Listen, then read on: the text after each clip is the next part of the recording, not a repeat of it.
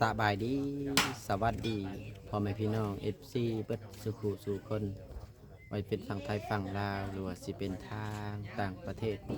กะยินดีต้อนรับเข้าสู่ช่องยูทูบบ่าวเอ็นสตูดิโอหรือว่าเฟซบุ๊กแฟนเพจบ่าวเอ็นอีกแล้วเอาพี่น้องเสริมเปิดภาพมาตอนนี้กะมาอยู่บ้านของหนุ่มโอเพิ่นเด้อพี่น้องพี่ชายของน้องแต่เป็นบรรยากาศช่วงแดดๆนะพี่น้องเนาะ กับพอดีว่าก่อนจะออกมาเมื่อกี้ทางบอเอ็นก็ได้ไปสั่งกะโลน้องพี่น้องเนาะกะโลบ้านของน้องแต่แล้วก็สั่งอาลูซิ่งเนี่ยเนาะกะเบิดไป5,550 บาทน้องพี่น้องเนาะเพราะว่าตอนนี้ทั้งทีมงานสร้างแก้วเพิ่นน่ะยังบ่ว่างเพิ่นยังนี่แหละเฮ็ดให้ไทนาหรือว่าหวานก้าน้องพี่น้องเนาะเพิ่นก็เลยยังบ่ทันมาดำเนินงานแต่ว่าบอเอ็นน่ะไปสั่งไว้หรือว่าอยากฮู้ว่า เอาสั่งในจำนวนขนาดนี้เบิดไปเท่าใดน้องพี่น้องเพราะว่าผู้ใหญ่ใจดีเพิ่นฝากเงินมาน่ะ9,000น้องพี่น้องเนาะแต่ว่าผู้ใหญ่ใจดีท่านนี่น่ะเพิ่นบ่ออกชื่อเสียงเรียงนามท่านที่จะปูกะโลให้ทางน้องแต่แล้วก็ต่อเติมอีกด้านล่างให้แหละเพิ่นน้องพี่น้องเนาะมีแต่ว่าช่วยแบบว่าบ่อยากออกชื่อให้แหละว่าง่ายก็ได้เอากระทันกะเดี๋ยวจะเป็นบ้านของน้องโอให้เบิ่งพี่น้อง FC เบิ่งเด้อพี่น้องเอ้ยเอาตอนนี้ทางสร้างมันก็เริ่มใกล้จะพักผ่อนอะไรพี่น้องเอ้ยเพราะว่าบรรยากาศมันก็เริ่มคอยแดดมาเรื่อยๆเรื่อยๆเนาะก็คือตอนนี้นะเป็นบรรยากาศ10 โมงกว่าๆนะพี่น้องเนาะใกล้จะเข้า11 โมงแล้วหลังจากที่เป็นโยเสาด้านหน้าขึ้น3 เสาก็ถือว่าครบ9 เสาเป็นที่เรียบร้อยเนาะหลังจากนั้นก็ใส่คอซองยิงชีญัวลงมาแต่เสากลางหรือว่าใส่ไม้อกไก่มือแรกนี่น่าจะได้ใส่เสาไม้อกไก่อยู่เนาะพี่น้องเนาะนี่แหละเดี๋ยวให้เบิ่งบรรยากาศรอบๆอีกสร้างคือยุดแล้วบ้านนี่แดดแล้วบ่สร้างเริ่มแดดแล้วพี่น้องเอ้ยเริ่มพักผ่อนแล้วได้ทางสร้างก็ได้บ่ได้ใส่ข้อซองบ่ถ้าเบิ่งใส่ข้อซองอยู่ได้นี่กับชิ้นยัวโตยิงลงมานี่บ่ได้ใส่บ่คันบ่ใช่แล้วสิเมื่อป้าได้บาทนี่เมื่อป้าได้คันบ่ใช่เลยนี่แหละเดี๋ยวให้เบิ่งรอบๆก่อนพี่น้องเอ้ยหลังจากที่เอาเสาขึ้นถือว่าโอ้ใหญ่ขนาดเลยผู้ย่างให้เบิ่งบรรยากาศรอบๆไปนำกันถือว่าคักหลายเพื่อนเพิ่นก็ใหญ่อยู่ซ้ำสิอยู่พี่น้องเอ้ยตีลังกา3 เถื่อกับบ่ตกถือว่าใหญ่หลายมือแรกนี่น่าจะได้ใส่อยู่สีญัวนี่สีญัวขาวด้านหลังนี่น่าจะได้ยิงลงอยู่พี่น้องชาติเบิ่งดอกสีเทาเพิ่นก็แดงเอ้ยอ่องต้องอยู่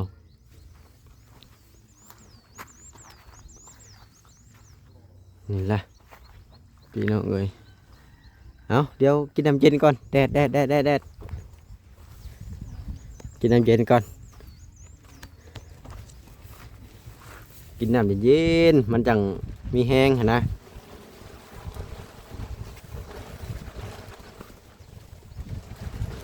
กับบุมี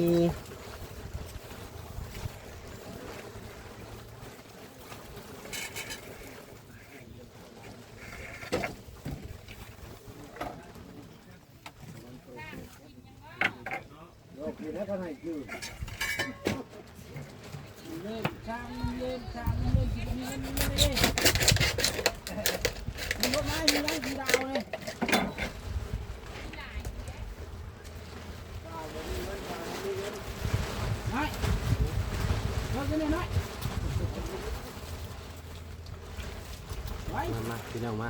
กินน้ำกันเย็นดาวขนมกินดิแดดแห้งนี่แหละน้ำเย็นเกิดมากับกินกันสั่งกินกันของเขาที่เก่าตลอดเลยเนี่ยมันก็บุญนกเสียงโอ้ยมีคนทุ่มเสียงติดจบเลยเย็นจ่อแล้วมันทั้งอิ่ม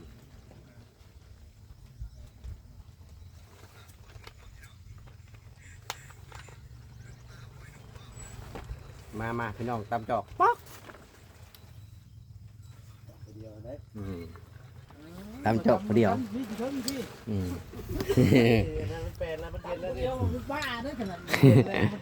ยินเลยบ่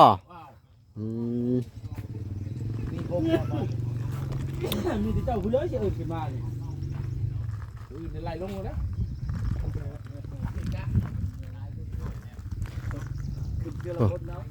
เบิ่งมันท่าซีบรรยากาศแดด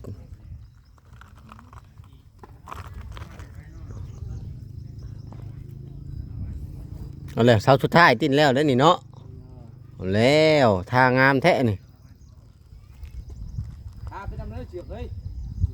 ลงถึงเอาพาเลย เสื้อกระทาบ่บัดนี่คักอะไรท่าคักอะไรสั่งนี่เนาะ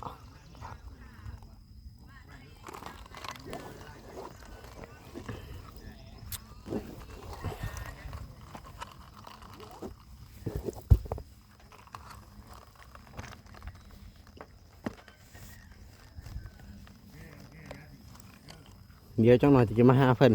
ถ้าเพิ่นใส่ขอซองก่อนเดี๋ยวสิแล่นมาหาเพิ่นพี่น้องเอ้ย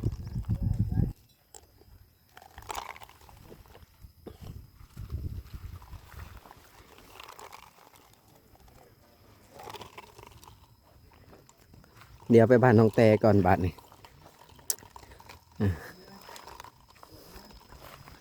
เดี๋ยวไปบ้านน้องแต่ก่อน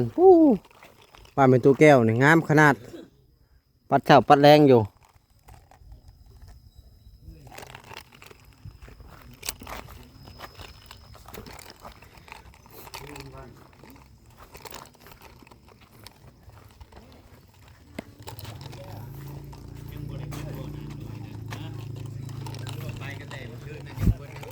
ไปหาน้องแต่ก่อน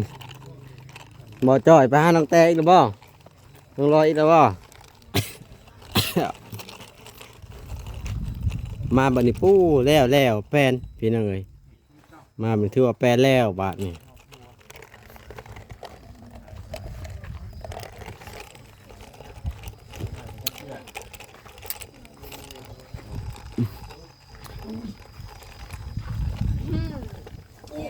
สบายดีหนุ่มโอโธ่สบายดีพอแพทย์ แล้วบ่ เอาแอนมาตั้ง คือได้กลุ่มงามแท้ จักกุบผู้ใดเก็บเอาในหนทางเมื่อกี้นี่ บ่ นะ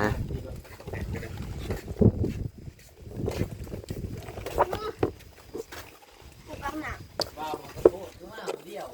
อ้าวไผเป็นแบบมักโพดบานนี่ แล้วเครียดเอาเมื่อแล้วกัน เขียดจะเมื่อโลด โหดแท้เนาะ โอ้หนุ่มโอกินมาม่า มีกินกระปุ้น อืม กินเส้นมีนา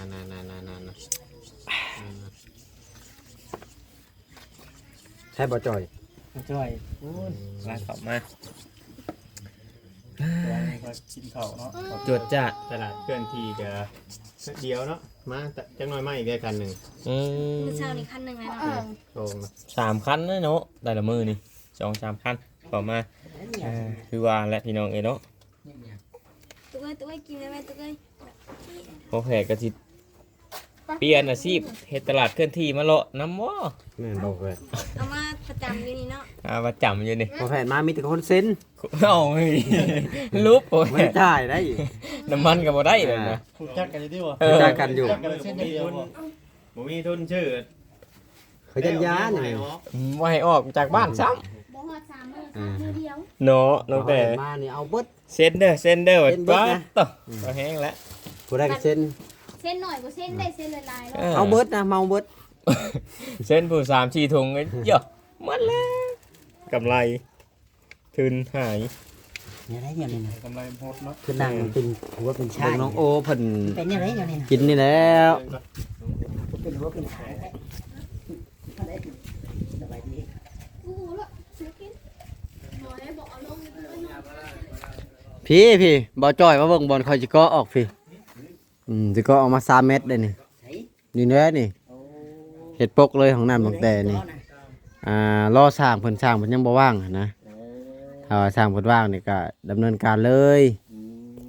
ก็ออกมา3เมตรทางแม่เพิ่นว่าแต่ว่าเพิ่นบ่ออกชื่อเสียงเรียงนามเพิ่นอยากใจดีก็ได้มีแต่ว่าออกชื่อว่าแค่เพิ่นอยากใจดีเพิ่นแบบว่าทำบุญแบบบ่อยากให้คนฮู้จักหันนะ ติดทองหลังผาบ่ แม่น เจ้าแจ้งข่าวดีบ่ แม่นแม่น เจ้าเช็ดยังบัดนี้ น้องแต่มาพี่กันจังฮู้จักนะ น้องแต้ อืม วันนี้ว่าแม่นแจ้งข่าวดีนี่ แจ้งแล้ว แจ้งแล้วก็แจ้งอีกข่อยยังบ่ได้ บางทีหลายๆคนอยากฮู้จักกันเด้ แจ้งอะไรเนี่ยนี่ ตุ้มกันเลยเจ๊งขึ้น เอาแจ้งข่าวดีแจ้งน้องแต้เลยก็แล้วกัน เอาก็พอดีว่ามีผู้หลักผู้ใหญ่เพิ่นก็ฝากเงินมาแล้วหั่นนะ โอ้ เป็นจำนวนเงิน 9,000 บาท 9,000 บาท แม่นเพิ่นจะเอามาปูกะโลให้น้องแต่ โอ้ แล้วก็มาต่อเติมตัวนี้แน่ ต่อเติมตัวนี้เลย แม่นปกเลยหลังคาห้องน้ำนี่ โอ้ คือตอนนี้ระหว่างห้องน้ำกับเสานี่ก็ประมาณ2เมตรเหมาะพอไปเนาะ แม่น ความห่างแต่ว่าแม่เพิ่นว่าให้3เมตร3เมตรนี่มันก็สีกายห้องน้ำมันก็บ่จักงามเนาะ เม็ดปลายซ้ำนะ ได้อยู่2เมตร ประมาณ แต่ 2เม็ด ตัวนี้บ่ แม่นแต่ตัวนี้5โซนนี่นะ2เมตรเนาะ นั่นแหละ 2เมตรเนาะ อืม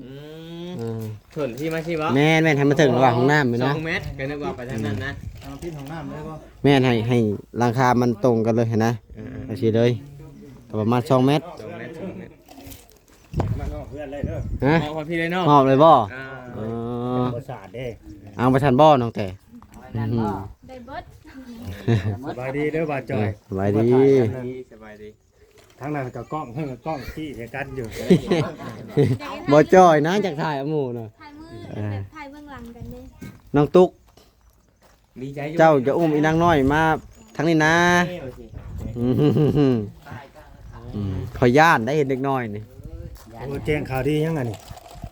สีปูกระโลยเพิ่นนี่แล้ว พี่ปูอโลแถวนี้เบ่เลยบ่ แม่นแล้ว กะวานได้บ่ล่ะมอบเลย ของเพิ่นเลยบ่แสดงว่าบ่าวแม่นนี่สิบ่ให้หญ้ามันเกิดขึ้นเลยบ่แถว บ่ นี้ แบบบ่ให้มีต้นกล้วยเลยได้ เสียหยัง อ่า ย่านนั้น กล้วยเลย บ่บ่แอนเห็นว่าว่างก็กล้วยกับเบี้ยนซะ บ่บ่ได้ปกเลยได้ คนอื่นนี่ชื่อส่งมาให้น้องเพิ่นให้เด้อส่งกะขาดเลยตอนนี้ บ่ข่อยบ่มีงบในจำนวนนี้ได้ เห็นบ่ ถึงสิบ่ใส่ส่งก็แล้วแต่เออ โอ้ยบ่ลาวกะว้าวไป ส่งแตงส่งแต ส่ง ง แตงส่งเอ เจ้าหายากได้ส่งกีฬาแต่ง ส่งยิน มีแต่ว่าให้คนอื่นหางบตัวนี้ถึงสิบ่ใส่ส่งกระเสื้อข่อยก็บ่ซื้อได้เขาบ่มีงบในจำนวนนี้เด้ ให้น้องบอยหา อ่า ตัวนี้ ไม่น้องบอยตัวนี้นะก็คือบ่าวแอนก็เข้าไปสั่งแล้วเมื่อกี้นี่ทั้งกะโลแล้วก็อะลูซิ่งแน่กันศาสตร์แน่ โอ้ รวมทั้งสปูเฮาเบิดไป550 บาท 500นึง 5,550 บาท โอ้เรียกว่า500 บ่เราใช้ส่วนใหญ่เราเอาตัว500เนี่ยไปหาทางหน้า 5,500 50 บาท 50 บาท มันคือมีแต่เลข5แท้ มีแต่เลข5นำหน้าเถอะเนาะพี่น้องเอ้ยสิบ่ออก55สะบ่มื้อแรงนี่ 5,550 บาท สองได้มื้อแรกละสอง ลักซองอีกล่ะ สองอีกแล้ว แต่ว่าเรื่องไม้นี่เฮายังบ่ได้สั่ง เอาเลย ไม้นี่ไล่เฮ็ดแล้ว9เซนคือเก่าแล้วก็ โลนี่ เสาปูนคือเก่าหั่นแหละ แก๊สเปาแอน 18 18แก๊สละ แค่ละ190 190โอ้ อืม แพงเติบพี่น้องเลย อื เนาะ ม 900 10แก๊ส900แม่นบ่ แก๊สอะไรก็ 190 10แก๊ส900บ่จ่อยว้าวไป โอ้ย มันก็จะถูกแท้ เราแม่ อ่าไล่แต่ปลายมันก็10แก๊สกับ1,000แล้วหั่นดิแต่ก็900มันอีกเด้ ที่จะระเบียบ อ่า พันตาย แล้วก็โต18แก๊สอีกหั่นเด้ อืม 2,000ตาย อืมระดับ3,000ปลายเนาะ พูดแล้ว ประมาณพุ่นแหละคุยบ่ โอ้ เอาเลย เอ้ย ปิ่มเลย อยากได้หยังดีนี่ พอ นะ น้องแพรก็บอกแอนให้ตุยกว่ากันเนาะ บัดเจ้าน่ะพุ่งออก อันเด้ เอาแล้ว เริ่มเป็นเฮียแล้วเด้ เอาไปอยู่ นี่นะนี่ยังบ่ถอดมันในกระเป๋านะ โอ้ โอ้โอ้เบกแงงเลยเนาะ เป่งเฮงดีโคตรมาเมื่อเช้านี่มัน โอ้ มาก โห เลย แท้เลย ธนาคารก็เอาง่าย โอ้ย ๆเป็นบ่ฮับเด้ มันบ่หับเขาเลย กระโดดเกินแล้วอ่ะสวัสดีเลย มันบ่หับเขาครับ เอาก็มีแต่ว่าทั้งแม่เพิ่นว่าจะให้เกาะ3เมตรแต่ว่าบ่แอนคิดว่า2เมตรก็น่าจะโอเคให้มันเพียงส่วนห้องน้ำหั้นนะแต่ค่าบ่จ่อยออกมานี่ประมาณ2เมตรคือสิเกาะกวมตัวนี้เลยนะพ่อแพทย์ให้เป็นชั้นเลย อ๋อ ให้มันเพียงกับราคาห้องน้ำเลยตัวนั้นก็ใส่กันศาสตร์เอาหั่นนะ พอมันเกาะคนละเทื่อ ได้สร้างได้หยังเรียกว่า ก็สร้างแก้วคือเก่าเพิ่นว่าหั่นนะ แก้วเม็ดคือเก่า นี่เพิ่นว่าปูกะโลกับอันนี้น่ะประมาณสัก2มื้อเพิ่นว่าหรือว่ามื้อครึ่งประมาณนี้แหละ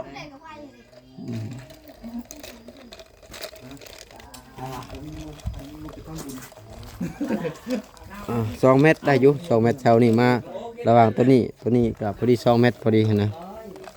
มันก็สิงามถ้าว่าเฮาเกาะมา3 เมตรมันสิเลยห้องน้ำแหละมันสิเฮ็ดแบบว่ามันบ่ตรงหั้นนะพี่น้องมันก็สิยากอีกถ้าว่าเฮาเกาะตรงๆก็พอดีนี่เลยมาทางนี้นะ3 เมตร3 เมตร4 เมตรพอได้นี่พี่น้องเอ้ย เดือดอีกแล้ว เดือดได้ในหม้อ ถ้าเกาะมา1 แผ่น2 แผ่น3 แผ่น3 เมตร3 เมตรพอดีนะพี่น้อง3 เมตรพอดีพลมันก็จะบ่ตกแค่นี้นะน้องบอยน้องแต่ก็สามารถย่างเข้าห้องน้ำสะดวกสบาย โอเคบอกมันดีๆนะบอก อ้าวเปิดภาพมาทางนี้ใส่คอซองแล้วบาทนี้โอ้ลืมแหนมมานี่ใส่คอซองเรียบร้อยบาทนี้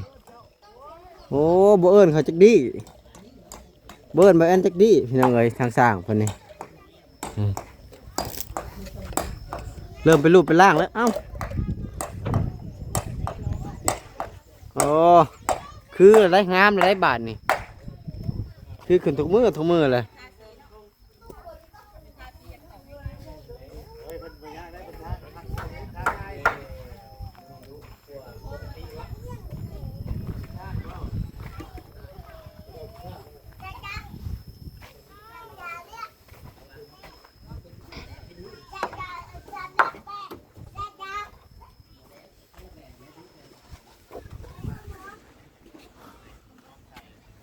งามแหงเนาะบาดนี่คือเลย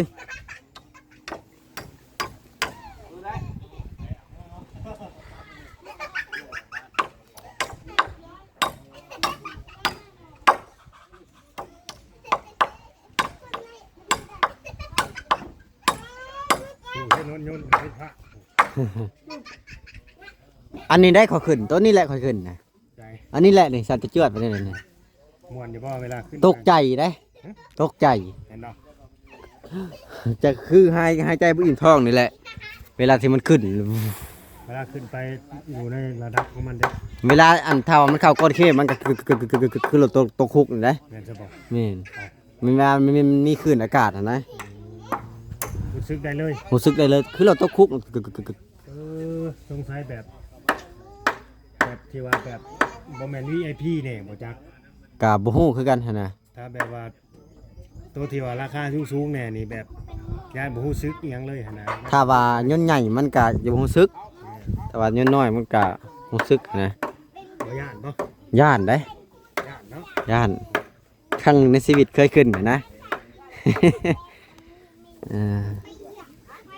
ไปกรุงเทพแป๊บเดียว จากอุดรทางกรุงเทพ48 นาที ไวแฮง ค่าเท่านั้น บางทีก็1,000 กว่าบาทบางทีก็2,000 กว่าบาทนะมันแล้วแต่เที่ยว แล้วแต่เอาสิจองนะ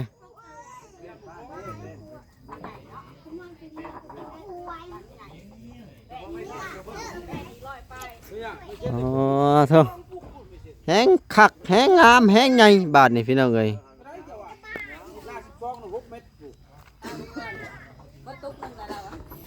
มีหยังตกหนึ่ง ผมไปที่ทีมบ่เบิดทุกสิ่ง อืม คือท่ารับรวบๆแลบๆไปเบิดทุกหนึ่ง ผู้เชื่อแล้วก็ลองมั้งเอาโยนตุ๊กกันบ้างด้วยนะ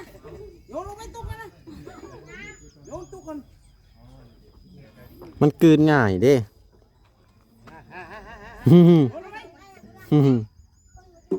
เบิดตุกหนึ่งอันนี้เนาะ โอ้โหถ้าห่างได้ดิเบิดทุกหนึ่งในเสา3ตุ๊ดเบิดทุกหนึ่งเขาถ้าไม่เช่นนี้ครบเบิดแล้วบ่เสาฮะ ครบแล้ว ไปโอ้ไม่เสร็จยัง อ่า นั่นเห็นบ่หายังบ่ได้ครบนี่ นั่งแตัวหัวเสาเนาะบ่มันก็บ่ได้หลายมัน3ลิตรหนึงติ เอาไม่ตัวนั้นขึ้นมาก็ไปยังไง เบิดเฮือนนี่รับ10ลิตร10ตุก ต่างคนนั้นๆว่าประมาณ10บ่ใช่ ประมาณ10พุ่นแหละซาสิบ่เอ็นประเมินประมาณ10 15จังว่าผู้ดี นั่นเด้ บางอย่างใน10บ่ได้ให้เพิ่น บ่เพื่อไว้ บ่แม่นช่างอื่นกินน้ำมาจาก แป้นมันยังบ่ได้นั่นได้นี่ฮะแป้นได้ยังนี่ฮะใส่ชูตัวนี้ได้ดิเนี่ยมันได้บากก่อนเลยก็ได้เสานี่ แดดแห้งอหลีพี่น้องเอ้ยพี่น้องเอ้ยตอนนี้บ้านน้องโอก็ถือว่าใส่ข้าวใส่ข้าวซองก็ถือว่าเสร็จชิ้นแล้วพี่น้องครบ9เท่าแล้วถ้าว่ามื้อแรกนี่เพิ่นจะยิงสิงยัวลงมาสิงยัวระหว่างด้านหน้าด้านหลังถือว่าน่าสิได้หลายอยู่เรียกว่าเพิ่นสิยิงตอนนี้บ่กระสุดแล้วแต่เพิ่นนะพี่น้องเอ้ยก็มีแต่ว่าเบิ่งไปทำกันซึ่งแม่นว่าบ้านเพิ่นนี่โอ้ค่อนข้างจะใหญ่ใหญ่พอสมควรพี่น้องเอ้ย6คูณ7ถือว่าใหญ่หลายเนาะพี่น้องเนาะอยู่ระหว่างครอบครัวเรืออยู่พี่น้องเนาะเอาประมาณนี้แหละพี่น้องสำหรับคลิปนี้กับผมยังไลน์ขอตัวจบคลิปก่อนแล้วพอกันคลิปไหนอีพีไหนจึงว่ากันใหม่สำหรับอีพีนี้ป๊บก่อนแดดพี่น้องเอ้ยบ๊ายบาย